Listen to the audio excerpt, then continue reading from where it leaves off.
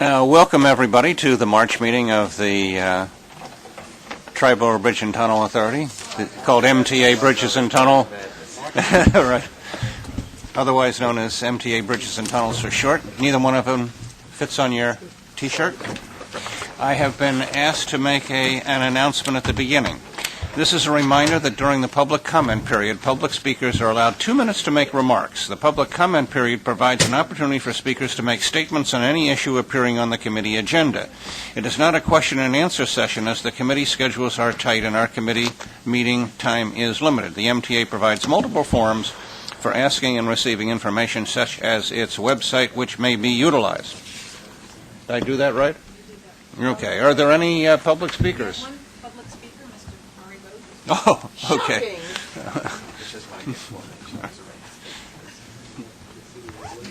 Well, I just heard your comment, and it, of course, means nothing makes sense. I just sat through the last bus committee, and the only thing of interest was something that I could not have possibly known before the meeting. And I had something to say about these 30 buses and everything else. And so to have a public comment on something that's not available for me to comment on is not logical. And so it is my request that you change that rule to give me an opportunity to comment on things said here, because there is no other place to say it. I did meet with the people at the Henry Hudson Bridge. He's very good, but he's constricted by his bosses. I met with 2 engineers from the New York State Thruway, and we reviewed the Woodbury exit.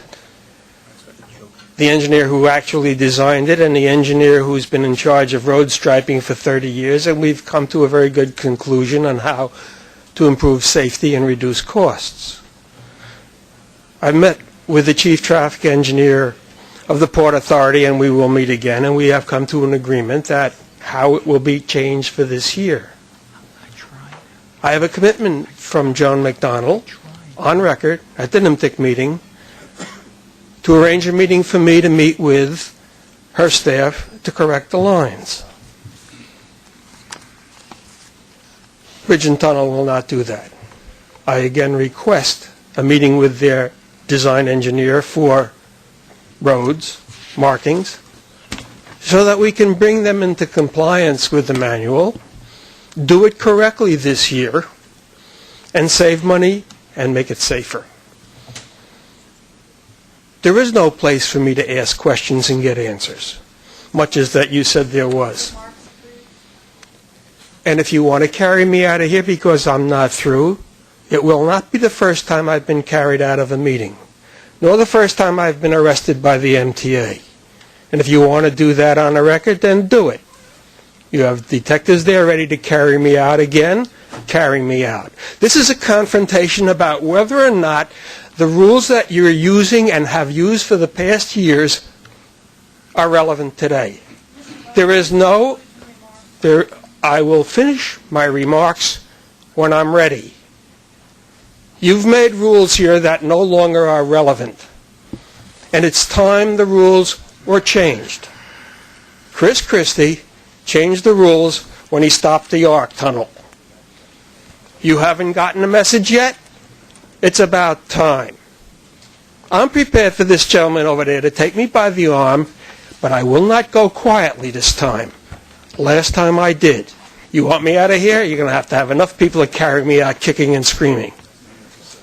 No. How much time do you have left? None.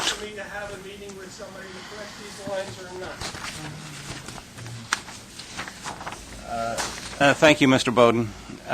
Do we have a motion to approve the minutes of the last meeting? Second. Any additions, corrections, or comments? All in favor? Thank you. Do we have any changes to the work plan? No changes to the work plan?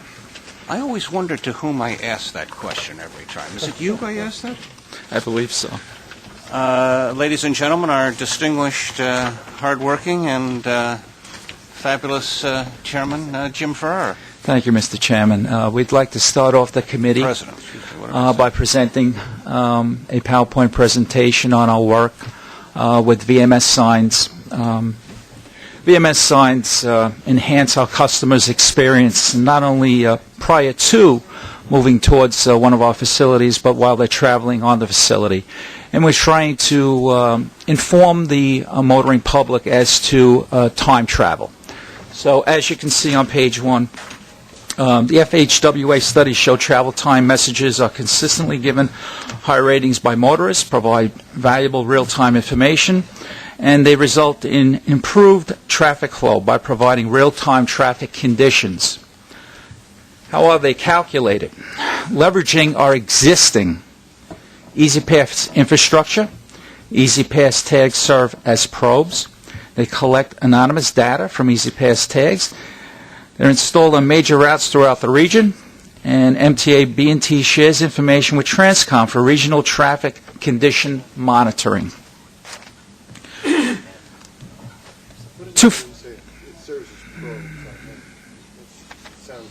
I'll give you the technical, Tarek, if you can give the technical terms on the probes.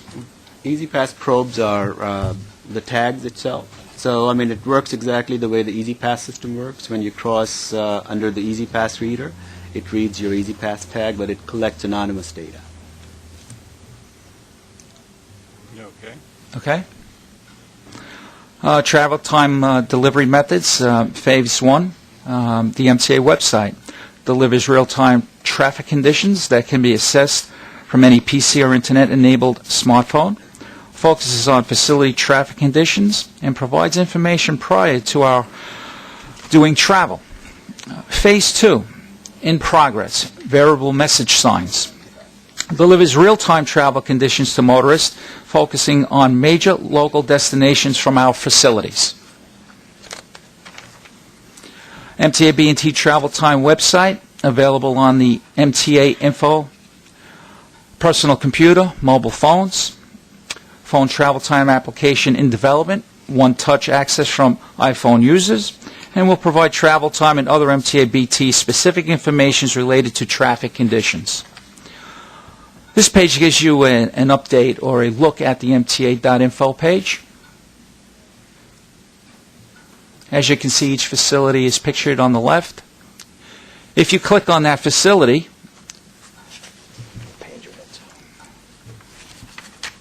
gives you more of an idea of the specific facility and the travel time data. Also a little look at the bridge or tunnel. And then we have the smartphone application. Now, Tara, can you give us some information on that, please?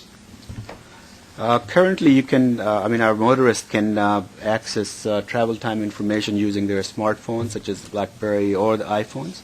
However, we are developing another iPhone application, and we are waiting for Apple computers to approve that.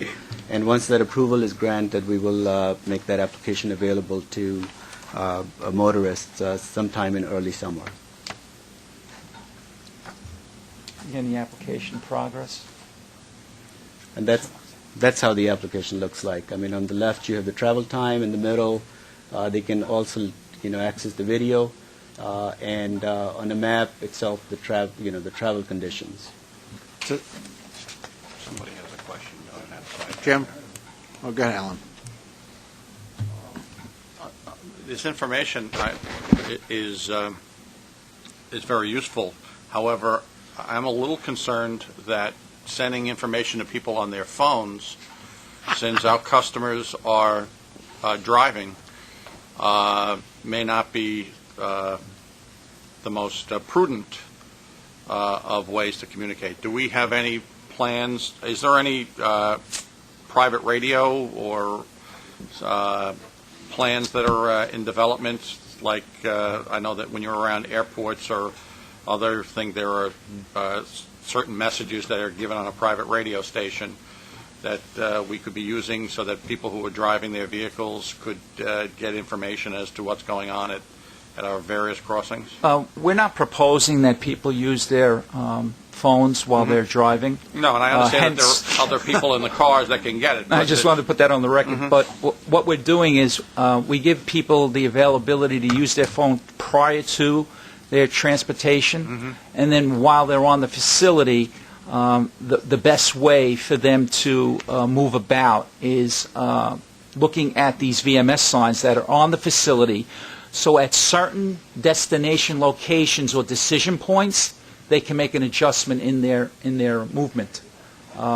But no, we do not have plans to do any what's called HAR type of information service. Well, following up on that, which I think is a very important issue, do we have there are obviously a number of radio stations that have traffic as part of their spiel, for lack of a better term.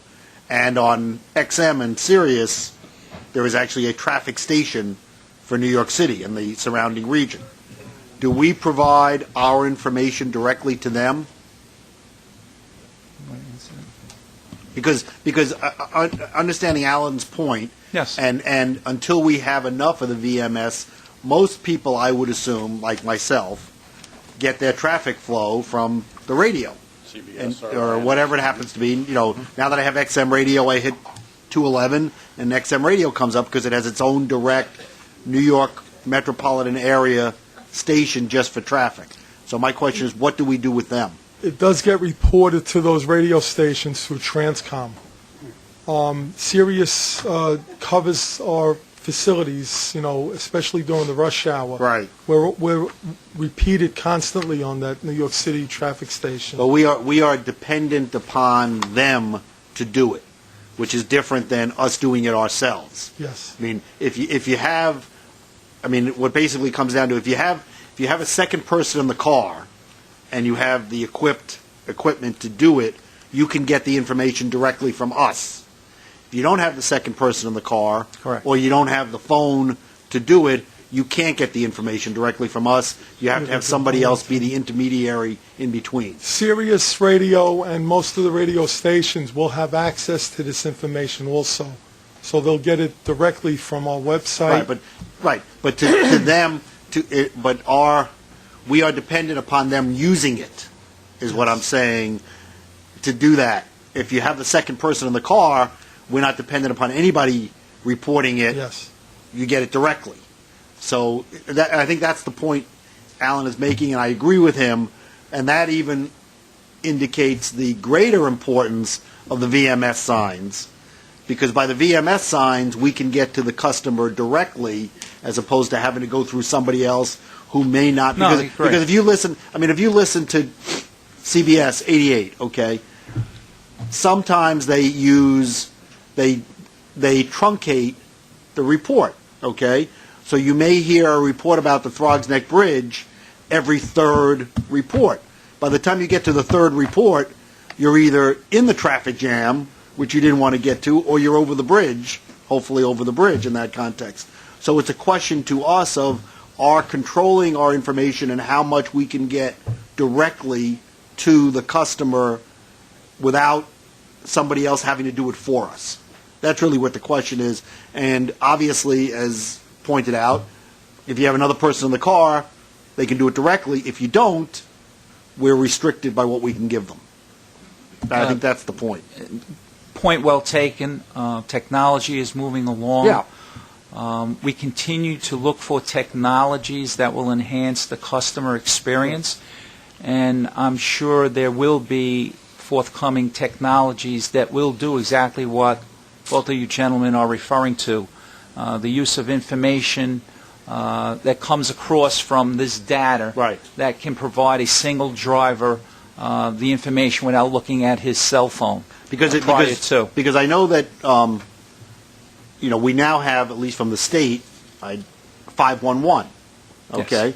But 511 is only as good as somebody being able to get to 511, which means you got to have a phone or an internet device to do so.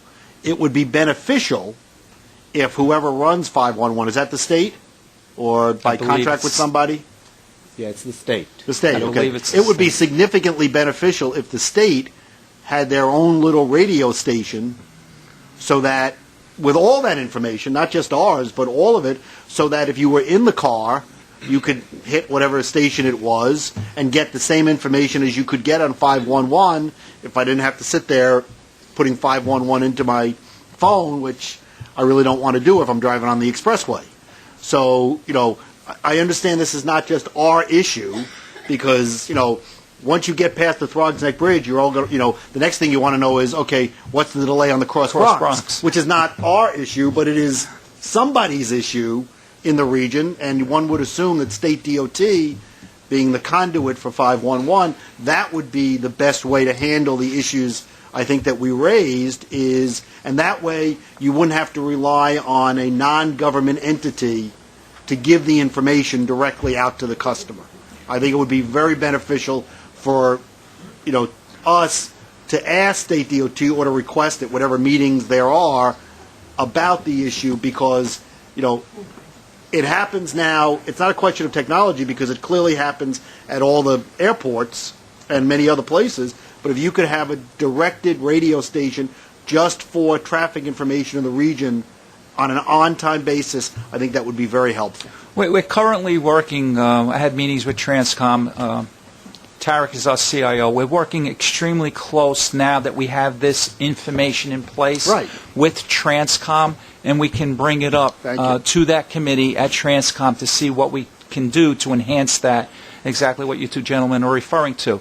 So this is not the end all. This is not the end game. This is a lot better than we had. This is a beginning for us, and it's a prior enduring type of travel enhancement.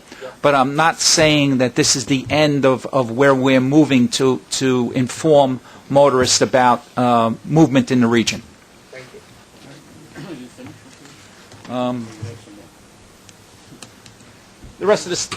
The remainder of the slides are just identifying the places in which we have the communications.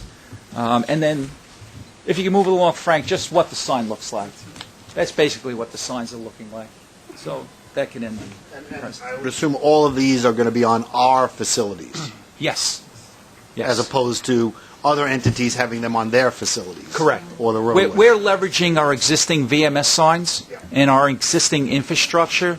So they will be posted on most of the bridges that you cross. Very futuristic, very technologically innovative. Some of us low-tech types are still wrestling with how to get the arms removed from toll gate plazas, but it's nice to see that you're ahead of the curve here. One facility is removed. The report on operations, David? Okay, thank you, Jim. The report on operations begins on page 13. In January, there were 20.6 million crossings, a decrease of almost 2 million over the prior January. The biggest factor this month that affected our traffic was the weather. There were more than 32 inches of snow and 4 inches of rainfall, much more than in January of 2010. That affected our Easy Pass crossings. They were down 4.5% versus last January. Cash crossings were down more than 22% versus last January. Passenger vehicle travel was down 9.2%, and trucks were down by 4%. If we look at it by crossings, the declines ranged from 5.6% at our major Manhattan crossings to more than 12% at the Henry Hudson Bridge. Taking an early look at February, we had approximately 20.1 million crossings, which was more than 1 million than February of 2010. If you have any questions, I'd be happy to try to answer them. Yes. Does the significantly greater decrease in cash indicate that people are migrating to Easy Pass? It's a combination, I think. We've seen a bump up in Easy Pass so far this year, but I think I would attribute most of the 22% due to the weather. Cash customers tend to have a profile of, being once in a while type customers affected by weather, and so the big drop, I think, was due to the weather more so than the switch to Easy Pass. But pursuant to the December 30th fare and toll increase, now there's a much greater differential, is there not? Between Yes, there is. That's why I said there was a bump up. That would move people towards Easy Pass at a faster rate. Right. That's why I said there was also, we've seen a bump up, but it's so early in the year with so many things going on. You have gas prices going up. You have the change in the toll. You have the weather in January and February. It's really hard to attribute to any one thing, but I would say that a large decrease like that in cash probably had more to do with the weather than it did with the switch to Easy Pass, which also was higher. Okay, we'll move on to the Easy Pass report. Don? Okay, the January Easy Pass report begins on page 25. I think we've already touched on the market share issue, which is it was 79.2% in January, 3.5% higher, 3.5 percentage points higher than the previous year, which, as Dave said, we believe reflects both the weather, which reduces discretionary travel, which we believe are likely to be cash customers, and also the new toll rates that Commissioner Albert noted. We have seen a significant spike in applications during the first 2 weeks of January. We saw a significant spike, and since then, over the first 2 months, we've seen about 100 more applications a day on average compared to the previous year. So that may be getting at the shift in the toll rates that you noted. Approximately 13,500 Easy Pass accounts were opened in January. About 2,900 of those were Easy Pass on the go accounts, and that's about 21% of the total. That concludes the Easy Pass report, unless there are any additional questions. I'll move on to the January financial report, which begins on page 31. Sorry. Thank you. I've not been on this committee very long, so excuse me if I'm asking a question that has an easy answer that I've just missed. Looking at on page 25, the market share of the various bridges and tunnels for Easy Pass, there's a fairly wide band, it seems to me, of usage. And the thing that I think would be useful to know, and I think just an answer rather than necessarily a change in the format would be helpful. Have these market share percentages been constant over time for the various facilities? The reason for the question is that, are we doing anything special to try to goose or add Easy Pass usage in those facilities where it is low? Are those 70% at the RFK Bronx Plaza, has that been at that level over a long period of time? What's the deal? Right. It's been going up across the agency, Easy Pass market share, including at those facilities. I would say the gap between those facilities and the other facilities that you're seeing has been pretty consistent, although I think it's getting a little less than it was. One of the things that we've done is what I noted, Easy Pass on the go, and that we have specifically marketed to those areas that are adjacent to the RFK Bronx and the Bronx Whitestone. That's been the key locations that we've been selling those tags. Over the years we've done enhanced marketing in those areas as well. It's something that we pretty regularly try to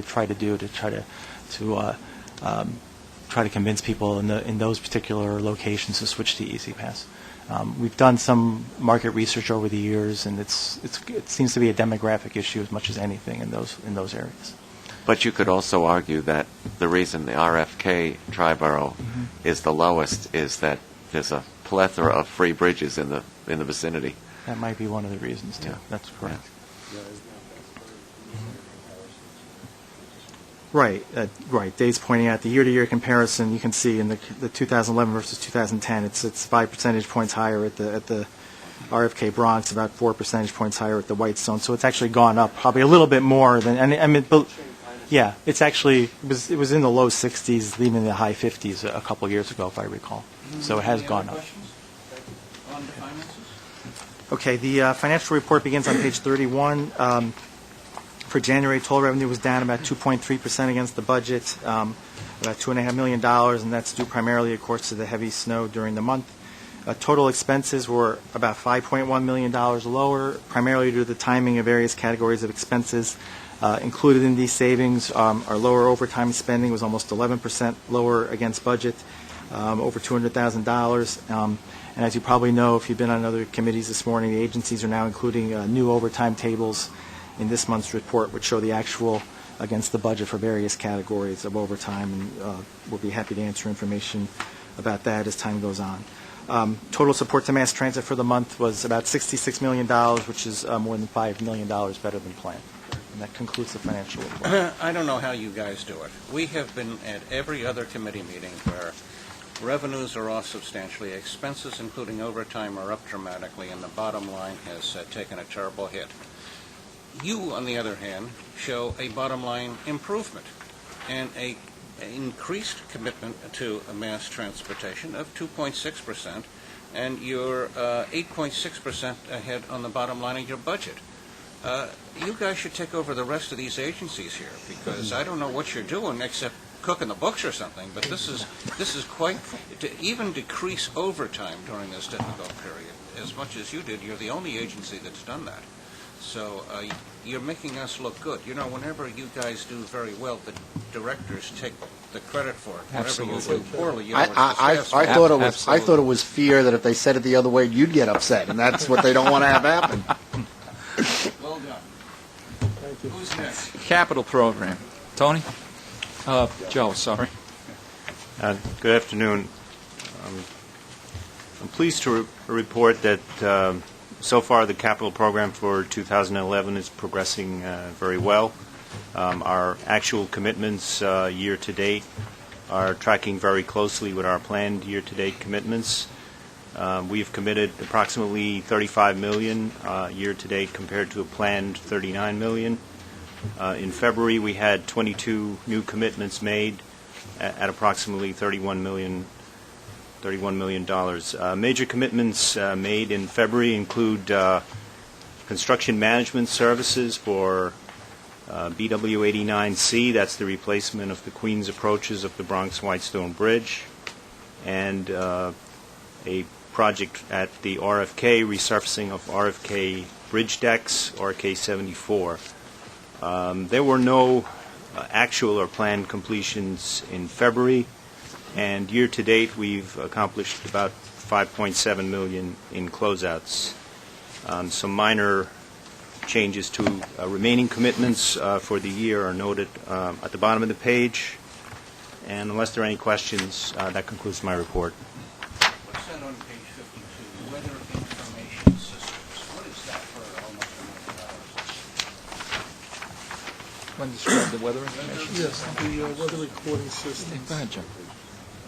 We have a weather recording system on all our facilities. So we have sensors that are drilled into the roadways and wind speed and wind direction devices. And we're able to see this on a computer and look at all the conditions on the bridges and the roadway surfaces. I just wanted to congratulate the group for their work on the Cross Island entrance to the Throgs Neck. Obviously, the work which has been completed ahead of schedule has alleviated a substantial number of the traffic jams that people using the Cross Island to get to the Throgs Neck encountered during the limitation of the lanes. That has significantly been reduced, and I want to thank the group for that. That was very helpful. Thank you. Especially for those of us coming from Long Island, it was very helpful. From the other end of the island, the other island,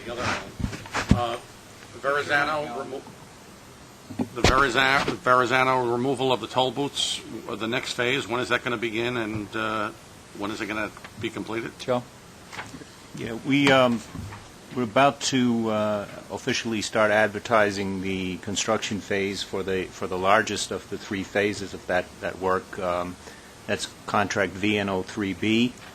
We expect to have that out for bid shortly, at the latest sometime early April. So we probably will be taking bids late May, early June, and we're more or less on track with a mid-year award as we had been forecasting previously. So we anticipate no delays in the schedule? Right now we don't see any delays in that. Didn't we decide to reopen those toll booths only for Staten Island residents? Or am I thinking something? Must be something else. Funny thing to joke about. Chuck? From the other end of the world, I congratulate you on your work on the Henry Hudson Bridge.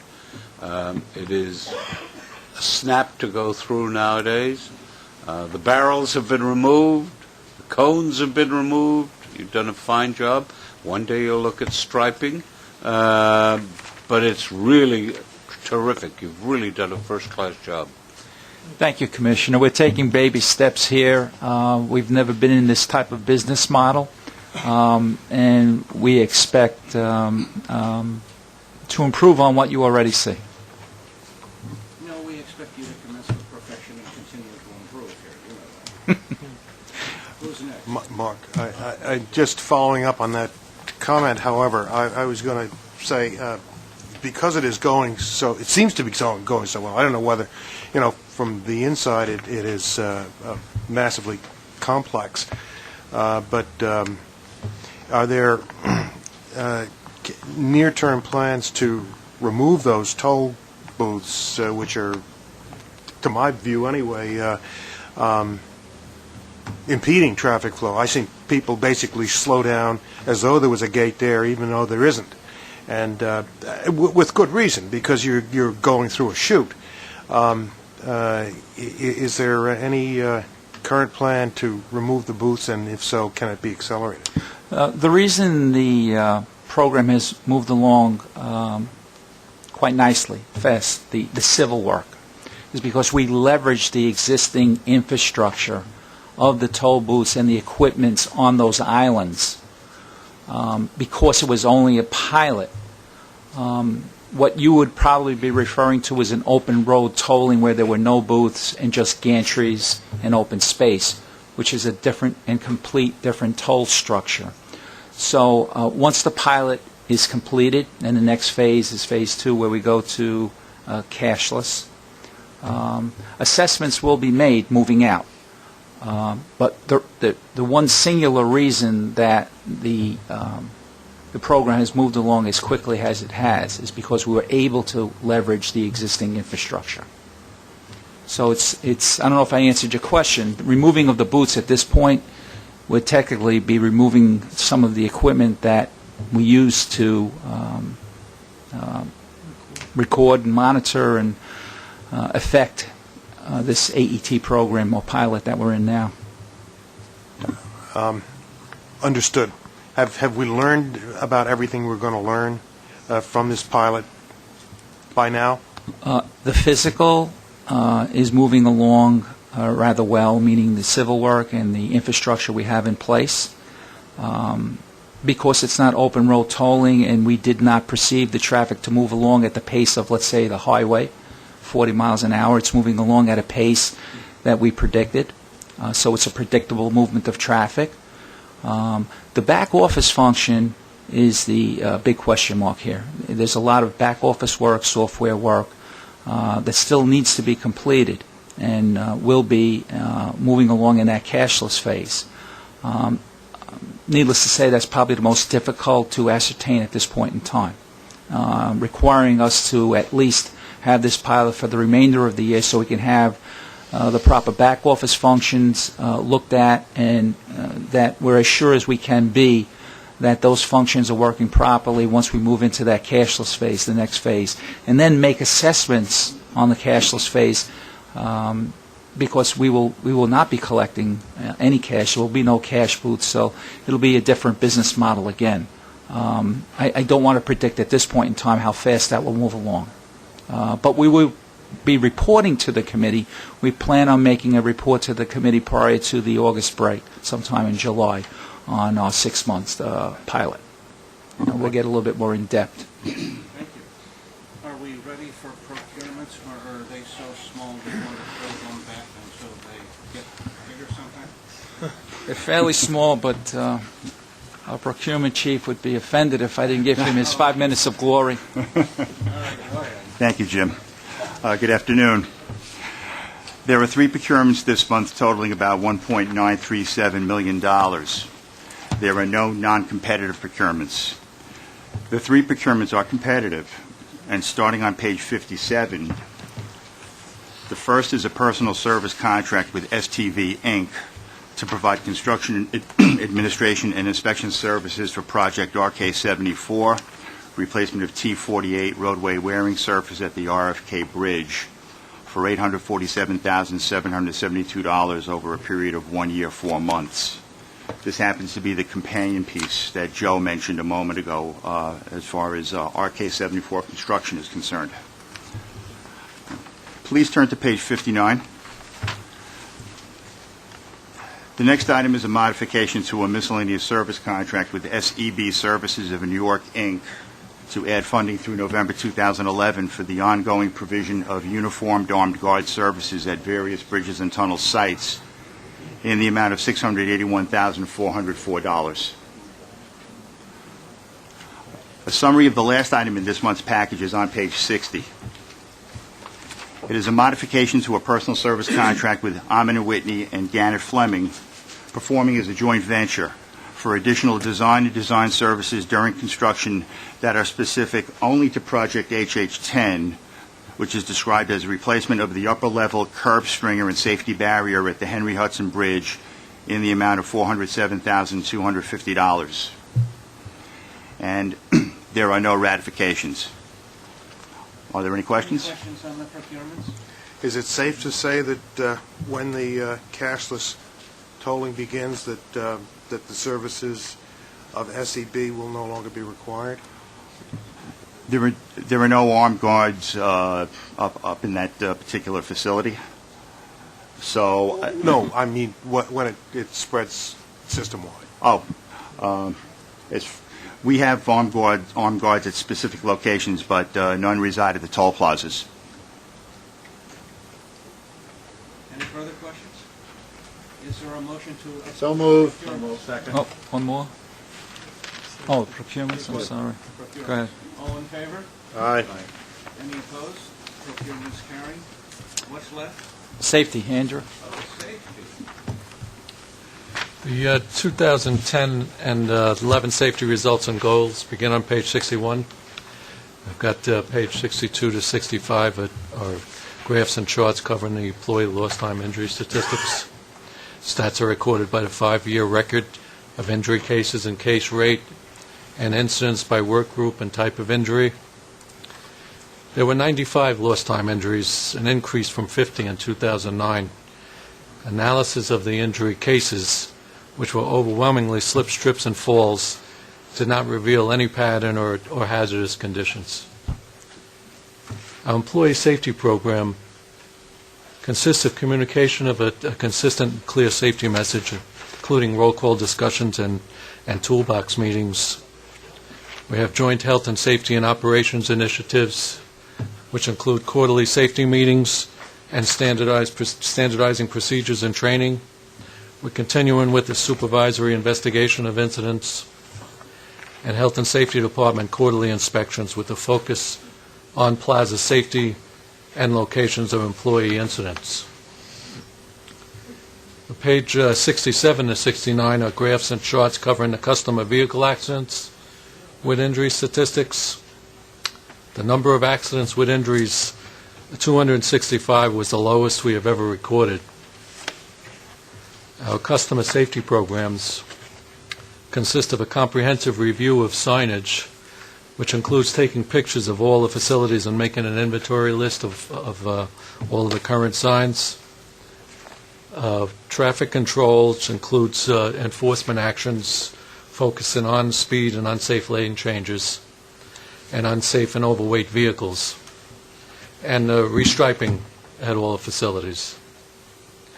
If there are any questions, otherwise that concludes my report. That's good news on the customer front. Any other business that come before us? That is it for the committee to review. Motion to adjourn. So moved. Thank you all very much. See you on Wednesday. Thank you. Thanks, Mark.